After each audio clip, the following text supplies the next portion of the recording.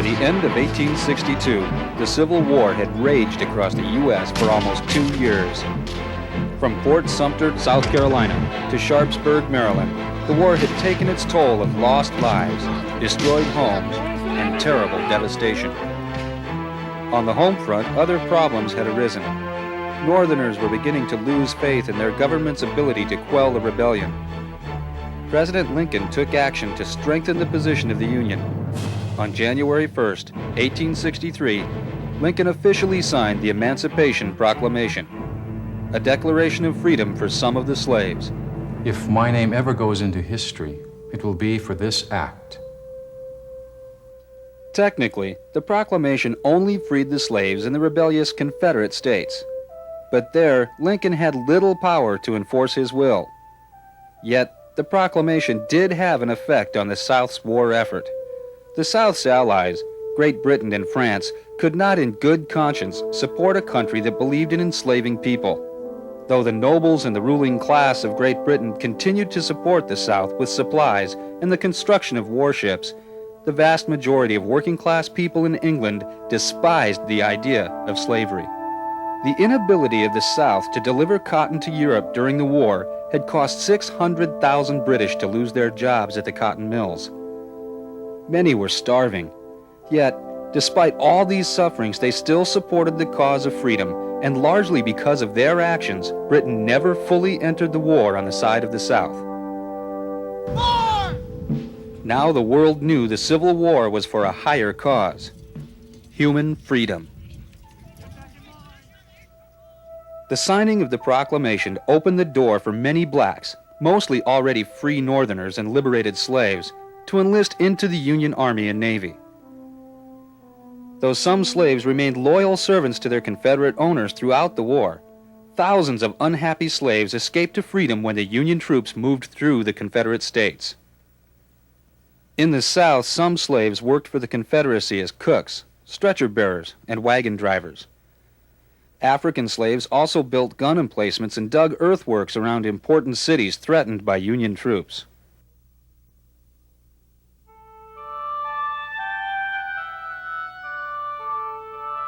Overall, life in the North for most of the population was very difficult.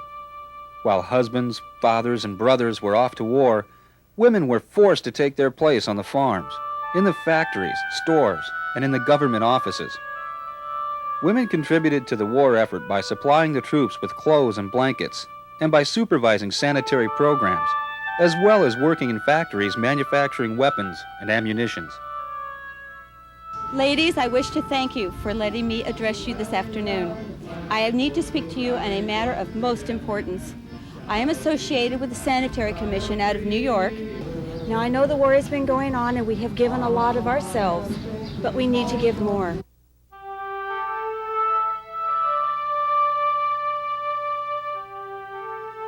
Though deeply concerned over the plight of their native state, most Southern women focused on the challenges the war placed upon their families and homes. 3 words sum up the Southern home: shortage, substitute, and sacrifice. Food shortages were the fault of the severely damaged railroad systems. Farmers could not transport the food quickly enough to the people without having it spoil. Women who lived on farms had to do everything, plus plant and harvest their own crops. The effects of the naval blockade forced women to invent substitutes for products located outside of the South. For sugar, thinned molasses was substituted. Crushed corn or dried sweet potato replaced coffee. Often during the war, the soldiers' families had no income to support themselves. The lack of supplies, worthless Confederate money, and shortage of medicine caused many hardships. Many families were made homeless as they escaped from the terrors of the enemy ransacking, destroying, and burning their homes. For the South, each year brought more death and destruction. Many women were reduced to exhaustion and yearned for the return of their loved ones.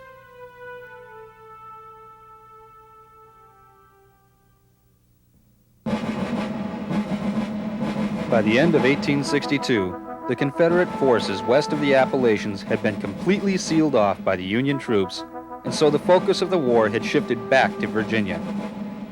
Union Commander McClellan's failure to move against Lee's army had caused Lincoln to replace him with a new and inexperienced Union commander, Major General Ambrose Burnside. Once again, the Union strategy was to capture the Confederate capital in Richmond, Virginia. 'Tis the last rose of summer. As Burnside's troops marched on to Richmond in December of 1862, they paused at the Rappahannock River just opposite Fredericksburg. But the pontoon bridges which Burnside needed to cross the river had not yet arrived, and all he could do was to sit quietly and wait. Burnside had lost precious time, and Lee managed to get Commanders Jackson and Longstreet in position on the opposite shore. Burnside had lost the ability to surprise the Confederates, but continued anyway with his attack. The Union troops were butchered by 75,000 seasoned and well-trained Confederate troops. When the smoke cleared, the Union had lost over 12,000 men, and the Confederates under 6,000. Confederate Major General Pickett wrote about the brave Union soldiers he fought against. If war is a necessity, and I suppose it is a very cruel one. The brilliant assault of the Irish Brigade was beyond description. Why, we forgot they were fighting us, and cheer after cheer at their fearlessness went up along our line.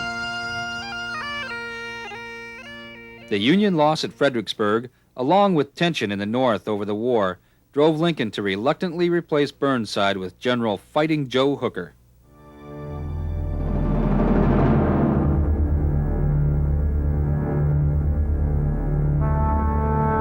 General Hooker resumed with the march to Richmond. In the spring of 1863, just miles from Richmond, at the town of Chancellorsville, Hooker's troops met up with the Confederate forces under the command of Robert Lee. Lee was vastly outnumbered by the Union troops, but he risked everything and attacked them in the open. Outnumbered better than 2-1, Lee rallied his forces and gambled on catching the Federals by surprise. The battle raged on for 4 days, and in the confusion, the brilliant Confederate General Stonewall Jackson was accidentally shot and killed by his own men. In the end, the Union Army was forced to withdraw, thus halting the 5th unsuccessful Union drive to capture Richmond.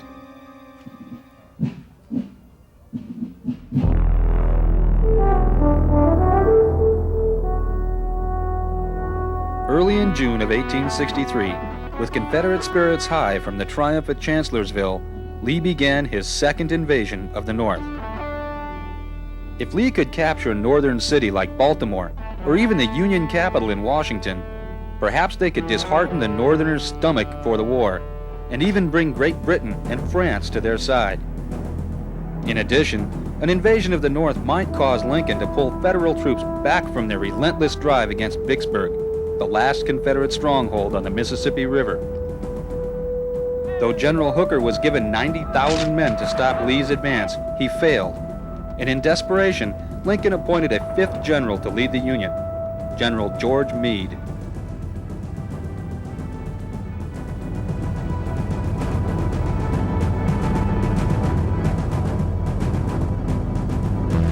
On June 16, 1863, Lee's Confederate forces crossed the Potomac River and entered Union territory.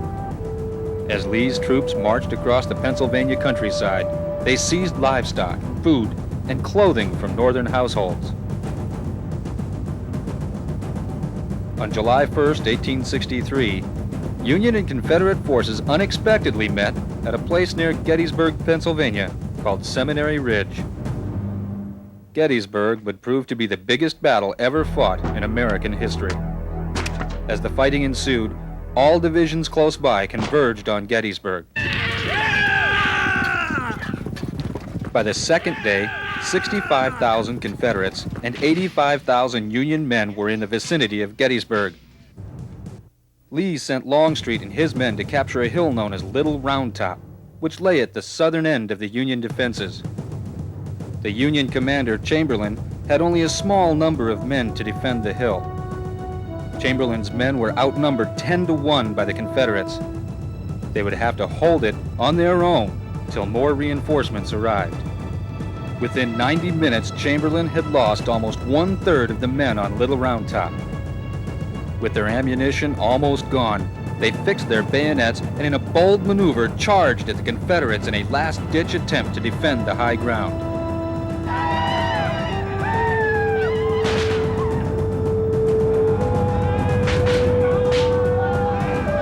Chamberlain's men prevailed, and Little Round Top remained in Union hands. But other Union troops were in trouble. At places called Slaughter Pen and Devil's Den, the Confederate forces were thrashing the Union troops. By the end of that day, losses were heavy on both sides. Both Generals Lee and Meade knew the outcome of the battle would be decided the next day. Finally, on July 3rd, after 2 bloody days of battle, Lee would focus his troops on the center of the Union line. Meade's Union forces still held the high ground and were entrenched in the hills above Gettysburg. At 1 o'clock on July the 3rd, the Confederates opened fire with their cannons focused on the center of the Union defenses at Cemetery Ridge. In reply, 80 Union cannons fired back, and for 2 long hours the earth rocked under the fury of the cannon's smoke and fire.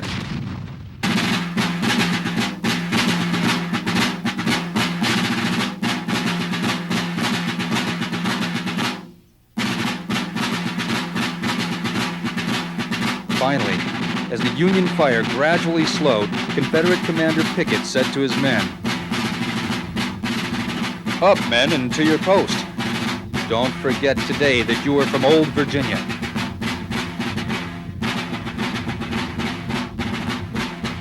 Battalion! Fix!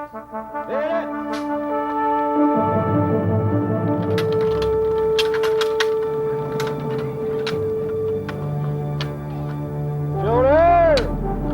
Out! Virginia! Remember what we're fighting for today. Home is over there. Where your wives. Where your sweethearts. Where your home. Who will follow me? For Virginia, forward! March! As the vast column of cannon smoke lifted, 13,000 Confederate soldiers were seen advancing toward the center of the Union defense. Closer and closer they marched, under the murderous artillery fire, until the rebels broke into a double-quick march. It looked as if nothing could stop them. Finally, just a few hundred yards away, the Union Army cannons and musket fire broke loose with all their might as 11 cannon and 1,700 musket fired at once. In a furious rush, the few remaining Confederates stormed the Union line. Rebs, they're everywhere. Colonel's been shot. Keep firing, boys. Keep firing. Keep firing, boys. Keep firing. Whole line's alive with burning powder. I can't see anything. Where are we? Rebs, they're everywhere. Keep firing, boys. Keep firing. Keep firing, boys. It's over. It's over. The battle's over. Rebecca, my sweetheart, is that you? No, I'm Nurse Sandstrom. Oh, wait for me, Rebecca. I'm no skedaddler. We will be married soon. As soon as the war is over. Oh, Rebecca, how sweet you look. I'm sorry. I'm not your Rebecca.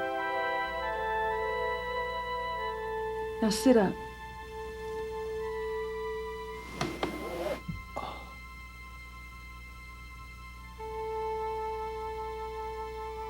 Where the heck am I, miss?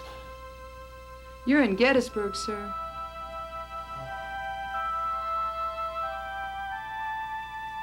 The battle. were we saved from defeat. 'Twas a glorious victory for the Union. The losses, I fear, are great. 3 days of terrible fighting takes its toll. My head. Those Rebs, they fought with as much pluck as any man on earth could show.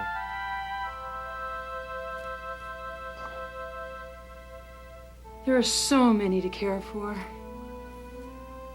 Ah. Drink this.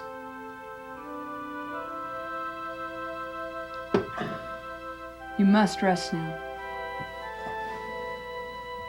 Oh, we held them, didn't we? By golly, we held them.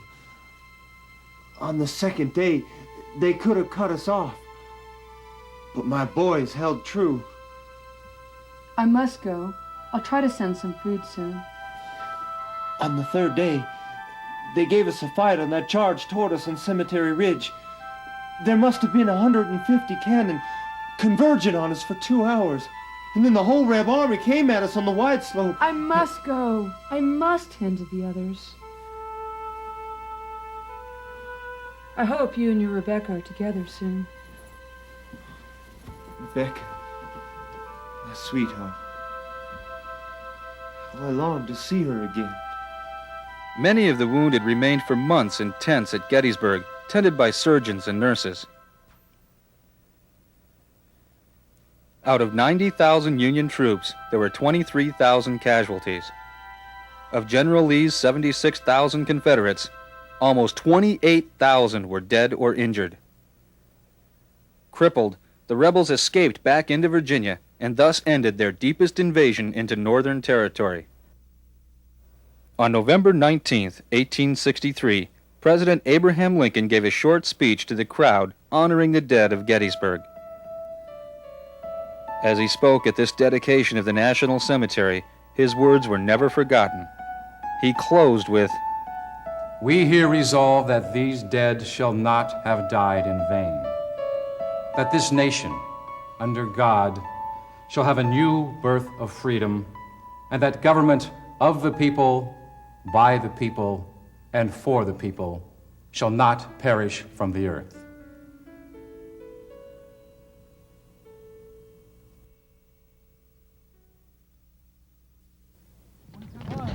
Gettysburg was not the only disaster the Confederacy was to suffer during July of 1863. In the West, Grant had been trying to crush a major Confederate stronghold, the city of Vicksburg. The Confederate General Pemberton was in charge of the city's defense. He wrote to Jefferson Davis and said, I intend to hold Vicksburg to the last. I conceive it to be the most important point in the Confederacy.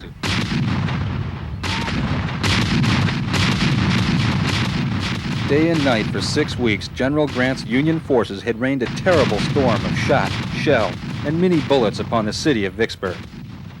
Inside the city, food was scarce, and people's nerves were raw from the ceaseless Union bombardment. On July 3rd, one citizen of Vicksburg wrote, Provisions are so nearly gone. Martha says that rats are hanging dressed in the market with mule meat. There is nothing else. An officer at the battery told me he had eaten one yesterday. On July 4th, General Pemberton's 31,000 Confederate soldiers, who had been Vicksburg's only line of defense, surrendered. Vicksburg had fallen just 1 day after Lee's defeat at Gettysburg. This gave Union forces complete control of the Mississippi River and divided the Confederacy in two.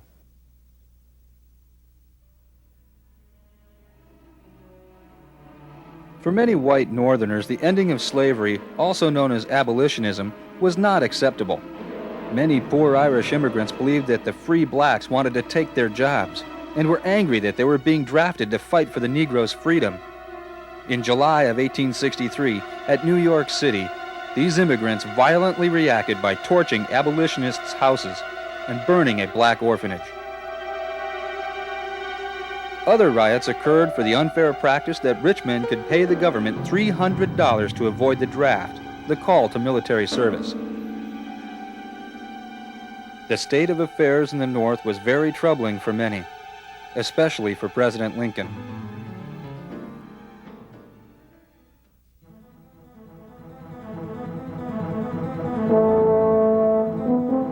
By the spring of 1864, the Confederacy had few ships left in its navy, and almost all of its valuable ports had surrendered. Yet Lincoln knew he needed an even more aggressive commander to crush the remaining Confederate strongholds. With that in mind, he chose Ulysses S. Grant to be the new commander of the Union forces. Under Grant, the Union continued to fight the still formidable rebel army, and once again the main effort was to capture the Confederate capital of Richmond. Despite ominous dangers, heavy losses of soldiers, and defeats in battles, Grant took advantage of the Union's superiority of manpower, supplies, and financial support. His strategy was to attack the Confederacy with relentless pressure and totally destroy the South's capacity to wage war. In the East, he would confront Lee's army near Richmond and try to crush it.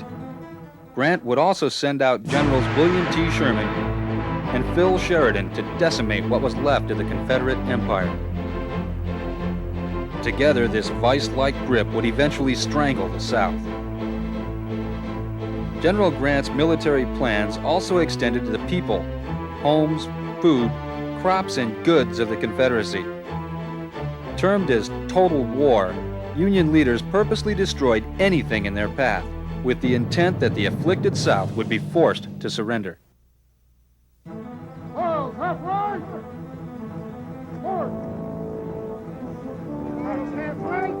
In May of 1864, while Grant's forces marched through a swampy, heavily treed area of Virginia known as the Wilderness, Lee's army launched a fierce attack upon them. A series of bloody battles known as the Wilderness Campaign was to follow. During the course of the battle, the smoldering bullets had started the area ablaze. Many wounded soldiers were trapped in the fire and died in the flames before they could be rescued.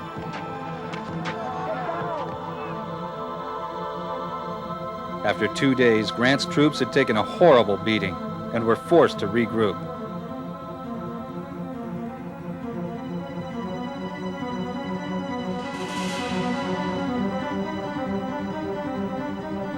Lee assumed that Grant would go back to Washington as the other Union commanders had often done. But this time, the aggressive Grant did not retreat. Instead, he slipped around Lee and clashed with him again at a town called Spotsylvania. In a tumultuous 8-day battle which followed, a total of almost 30,000 men were lost on both sides.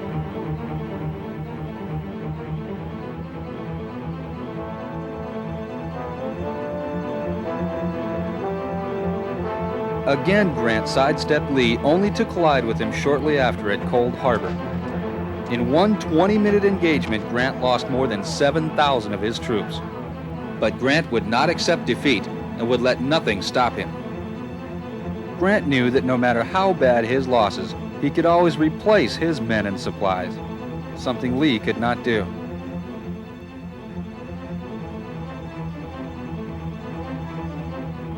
Grant realized he could not break through Lee's lines by attacking from the front, so he slipped south to a vital Confederate rail and communications center called Petersburg.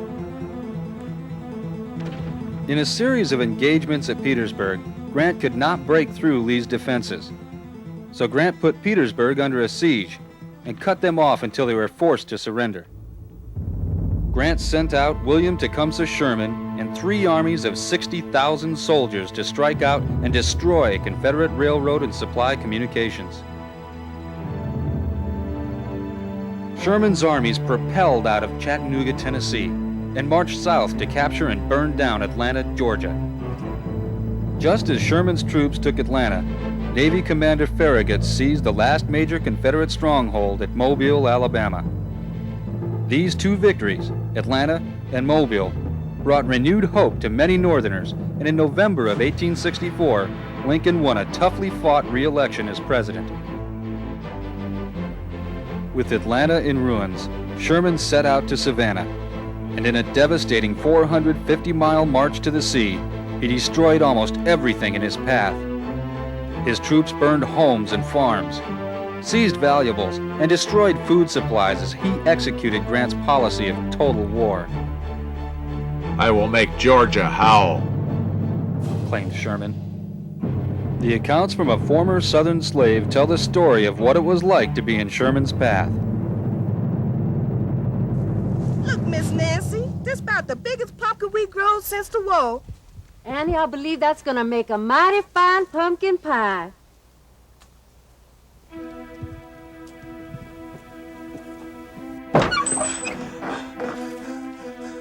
What's ailing you? Yankees coming. Yankees may be half a mile closer coming up South Road. Best to go tell Miss Nancy right quickly. I'll let the horses loose. We'll fetch them back after the Yankee leave. Miss Nancy! Miss Nancy! Yankees coming! Yankees coming up South Road! Annie, I'll hide everything I can in the cellar. There isn't much time. You and Sam go stall them as long as you can. I ain't never talked to no Yankee before. What should I say? Heavens, I don't know. Just keep him away from the house as long as you can. Yes, Miss Nancy.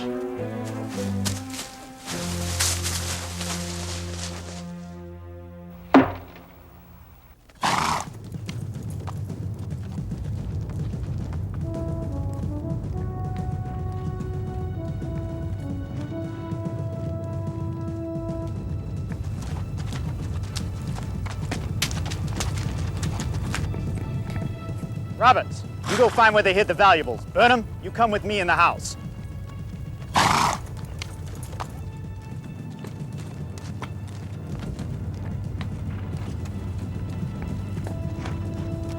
don't know what to say to no Yankee. Miss Nancy says you best stay away from the house. Ma'am, we're confiscating everything on behalf of the United States government. Now, if you know what's good for you, you best tell me where the white folks hid their gold and jewels. I don't know where nothing's hid. You do know where they hid the valuables. Now tell me. Please don't hurt her. I'll tell you where he is. We buried Miss Nancy jewels and golds over yonder.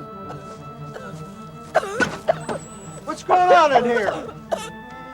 I was just cleaning the stable, sir. That belonged to my great-grandmother. Have you no decency? Will you leave us nothing? I reckon you'll take better care of that than me.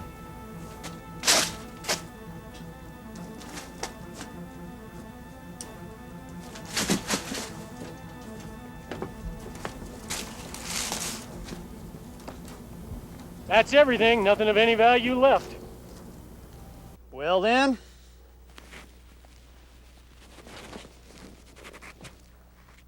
burn it down.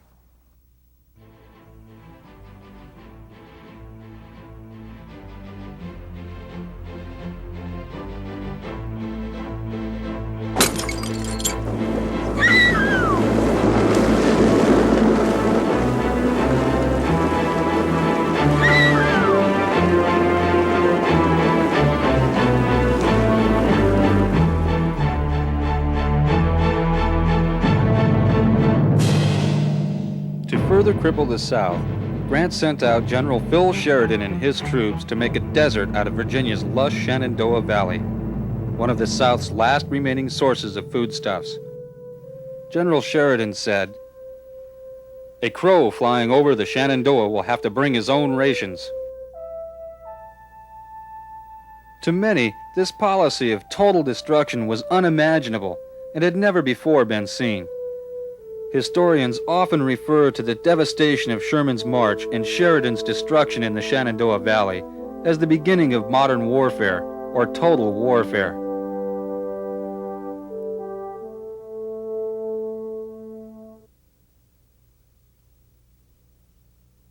Grant himself focused on defeating Lee's army of 100,000 men. Lee's army had fought a heroic defense, but by April of 1865, just 16 miles southwest of Petersburg, Grant's troops broke through Lee's defensive line. Yankees coming! The Union forces overran the Southern lines at almost every point.